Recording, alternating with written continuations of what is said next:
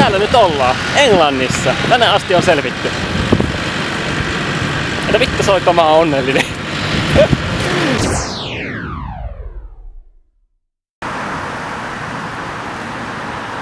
Nyt ollaan sitten Englannissa viimeinkin, että tänne päästiin ja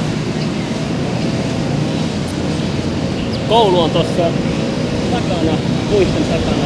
Tää on tämmöistä valtavaa kampusaluetta, että meitä on 18 000 opiskelijaa ja mä oon ensimmäisenä ja ainoana Suomesta tuossa taidelinjalla, että on kovat paineet tässä, kun olen Suomen ainoa edustaja.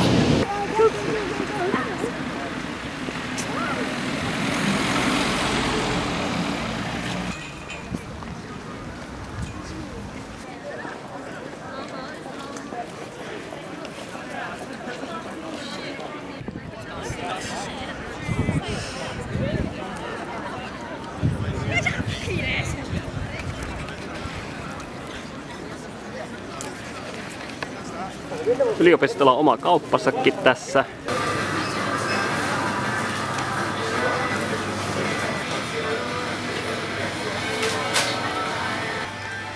Tää oli ihan hauska, että täällä on tätä koulun fanikamaa myynnissä, että söpöjä nalleja ja tietenkin tuo koulun nimi tossa näkyy.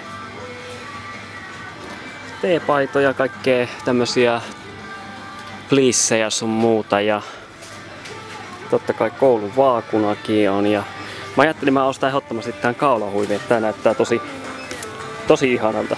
Ja koulun logo on tossa myös, niin. Ja mitäs tässä? Mukeja löytyy. Kaikki maito myydään täällä Englannissa tämmöisissä kanisterin kaltaisissa muovisissa. Ei oo missään semmoisessa pahvitölkissä niin kuin meillä. Ihan toisaalta sanoisin jopa ihan kätevämmäksikin. Vuosi kuitenkin ollaan täällä ja tää vuoden aikana mä toivon, että tää meikäläisen tosi vitun paska englanti ei olisi ihan niin paskaa sitten, kun palaan takaisin Suomeen.